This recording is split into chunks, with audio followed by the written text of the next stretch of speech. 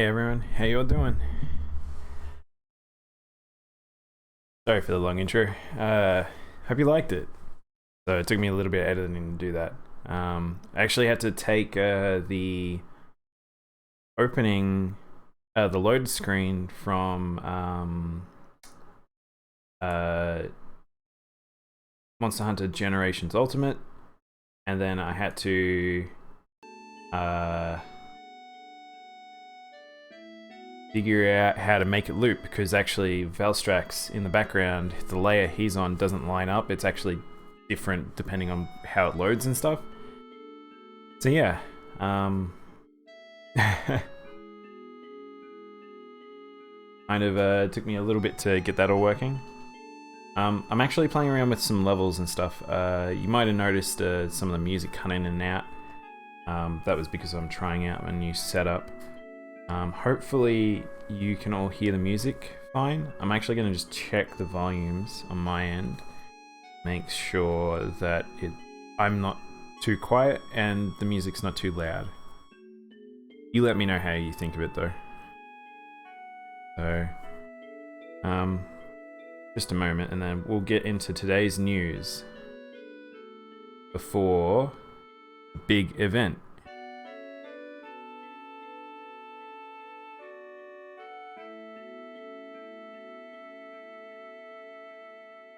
Maybe I'll just turn it down a smidge.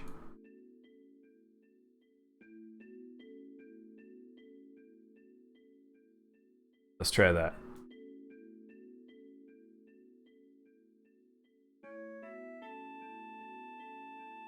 Alright. So, most of you are probably aware, if you're in the gaming spectrum, you know what day it is.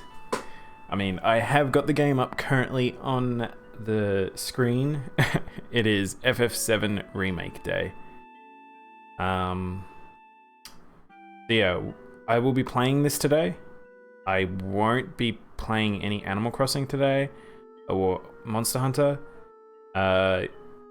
This will probably be my first stream of a completely new, well, I mean, a new game. It's a remake of 7. I will know a lot of stuff that is going to be happening, and I have played the demo, but I am very, very eager to play this as a big FF7 fan.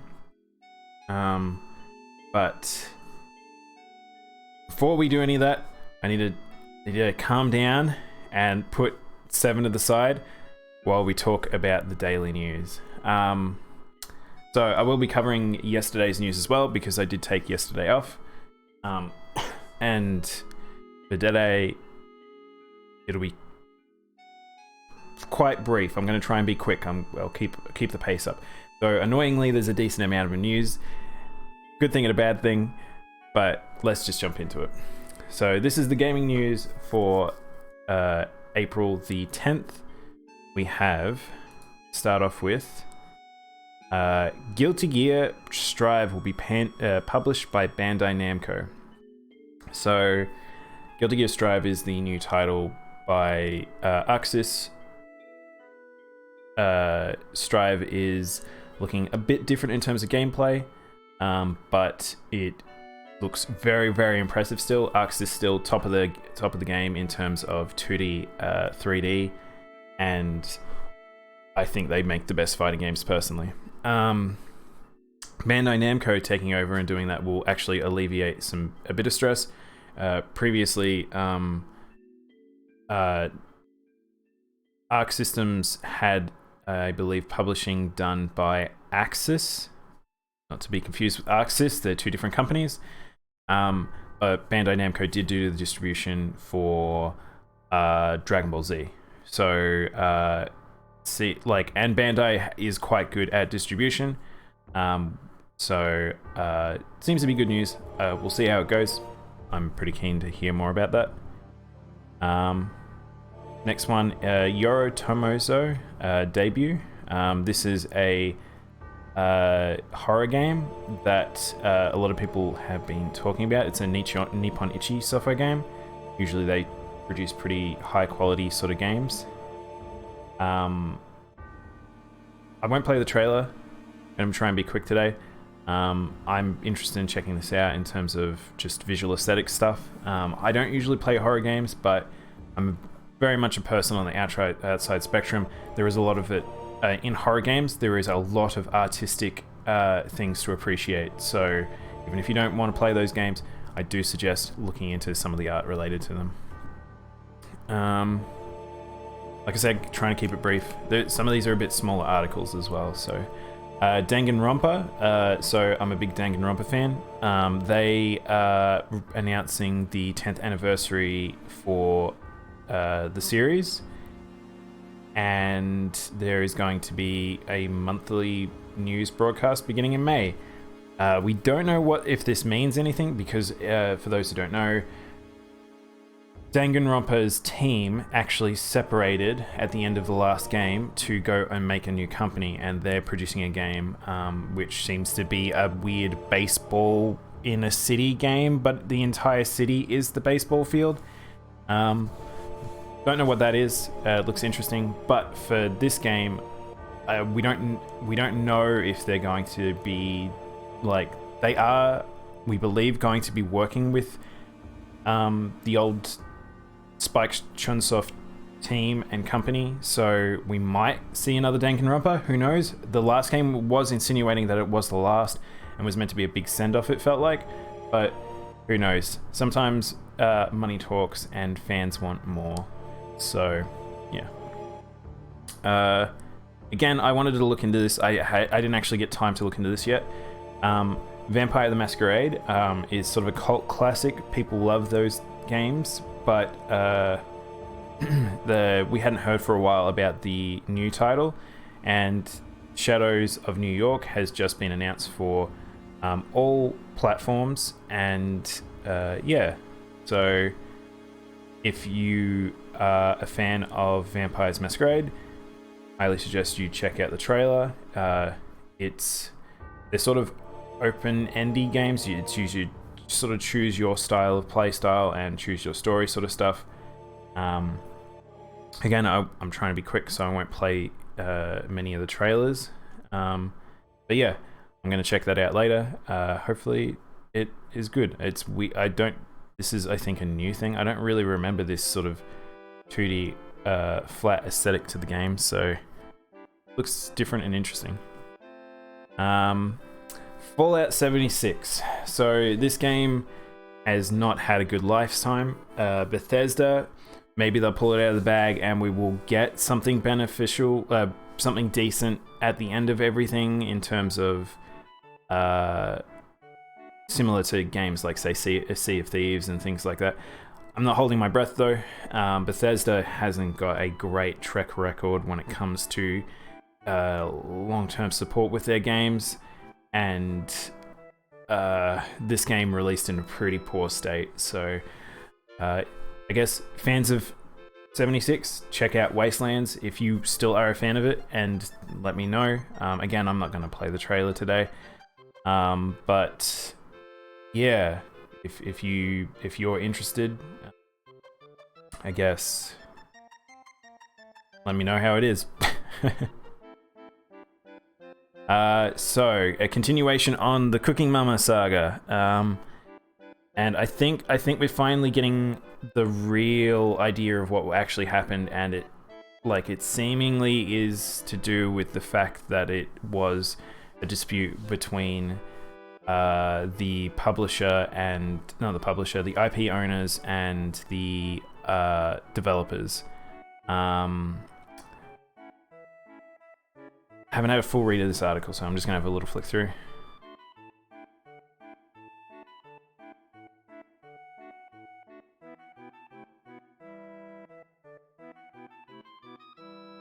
Yeah, so basically it seems like it is just coming down to the rights dispute and eShop disappearance. They're selling it directly as a result of physical copies otherwise being difficult to acquire from COVID-19. So yeah, so the digital copies still seem to be accessible, but you can get the physical copies from particular outlets. So yeah. Guess we'll see how that goes. I feel like there will be more to that saga. Couple of, I've got 2 Cyberpunk newses or just the one. I haven't got the other article. So there was another article I'll talk about as well. So CD Projekt Red is claiming that there will be unlikely delays related to Cyberpunk 2077. I'm really excited for that game. I'm a big Cyberpunk fan.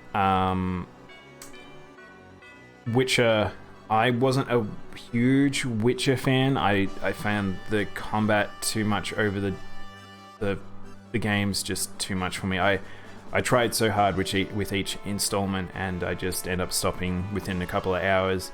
But I appreciate what those games are. They very much should be the type of thing I like. I'm a big Western RPG fan. But yeah, so Cyberpunk, hopefully being more focused on it being sort of a shooter, it feels like it alleviates a lot of the combat issues they have with sort of the Eurojank that is The Witcher. But I find this hard to believe, considering Cyberpunk has already been delayed and was stuff related to it anyway in terms of what they were changing internally, and it seemed pretty drastic, that we probably won't see delays. I don't know about that. I guess we'll see. So related to that, however, they have dropped information about the first DLC for the game. So the game isn't even out, and we're hearing about DLC. I don't know if that means that that's because they've got their roadmap worked out, or if it's because of the fact that they are introducing, or they've started development on the DLC already, because of some parts might already be done with their work and things. Yeah. Next is one that I thought was interesting. Sony takes a 400 million stake in Bilibili. So Bilibili is essentially like YouTube and things like that, sort of like the live side, kind of like Nico Nico as well. It's probably closer to Nico Nico from Japan, but it's a Chinese company. Bilibili is actually used in a lot of Asia now, and because of the Chinese market has such a big influence in the region, you see a lot of streamers from Japan, Korea, and all that sort of on that platform. So Sony putting money there makes sense. It's a good idea. Bilibili probably will grow more over the next few years, but I don't believe it'll sort of go into the Western market at all. It's just you'll likely hear of exclusive streams might end up there. Don't know how Sony would want to influence that. I guess maybe they'll have exclusive reveals or something in there. This one was interesting. It's not really big news. It's just more just the fact that the composer for Rhythm Heaven wants to make a new game. Rhythm Heaven's whole there's been quite a few of them, and it's a little disappointing that we haven't had an announcement for one on the Switch. This sort of insinuates that they haven't actually started one, but it might be possible. So I'll jump into these two.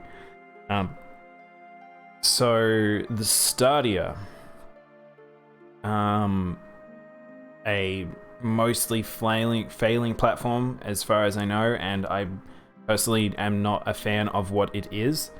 Cloud-based gaming platforms doesn't seem right. It doesn't sit right with me, and I don't think it ever will work. But they've announced that they're going to be lowering the defaults due to internet strain from COVID. That's happening across the board, including Twitch, including just a lot of your download services for your games, Netflix, all these sorts of things, all of them being impacted by it.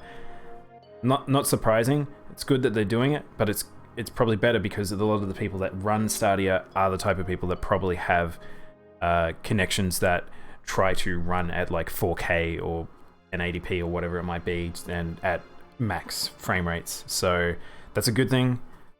Sucks to be a Stadia owner. I will probably continue to suck be a Stadia owner, I'll be honest. But yeah.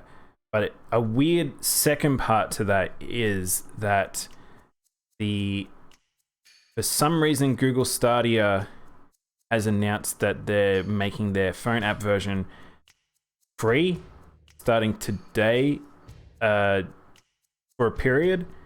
I don't know how much. Free access for 2 months starting over the next 48 hours. So that is weird to have them do the reduced strain, but at the same time do that. I wonder whether or not it's a weird calculative thing where it's like, well, we're not actually going to be using the maximum of our services because we're reducing it all. So how about we make it so more people can access it and blah, blah, blah, and maybe we'll get some people along the way. Might work. A lot of people at home right now. People just want to try games, but they don't own a console. They hear about this, they might be interested, but I don't know.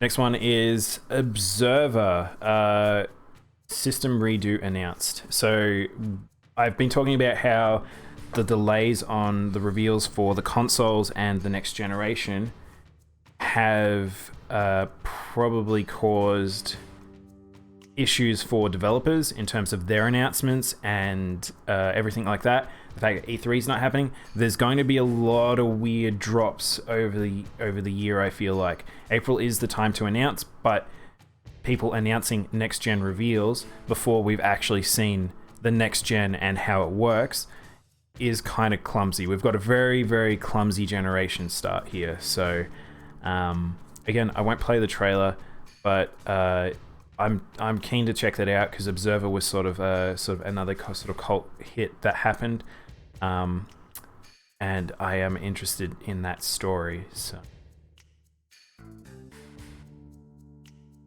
last piece of news is the simple fact that Nintendo is intending to get more systems. So Nintendo is a type of company that likes to work on minimals in terms of development and distribution. So consoles being made out, they try to limit, not have an overabundance, because if something ever happened, then they might be in trouble. The opposite has always been the case though with Nintendo. Like for the Wii U, it actually helped them out because they didn't sell too many. But for the Switch and the Wii, it has been a problem because they haven't had enough stock. They've been quite good with the Switch in terms of people talking about there's been a good amount, but certainly not enough. And now, because of COVID and people wanting to really play consoles at the moment, mentions in the article is Animal Crossing. They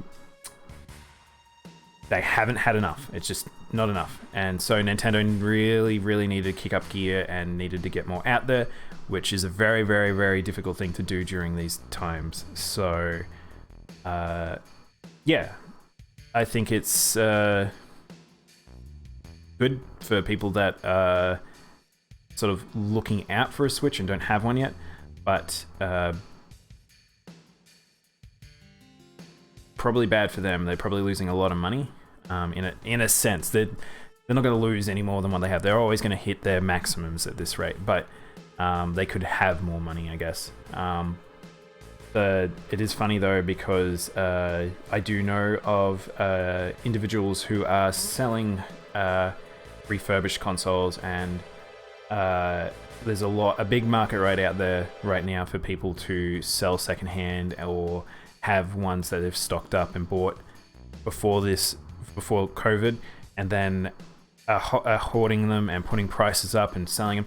I've heard Switches going from crazy prices from like $1,000 to $2,000, and probably beyond that. But if you're patient, you would be able to get a Switch at reasonable values from standard retailers. I have heard that Amazon is a good place to get them, so just sit tight. And I think that will be all the news for today. So I did go quite quick this time around. There was a decent amount, but as you probably can tell, I'm a bit antsy to play 7, so I think we will switch over to that.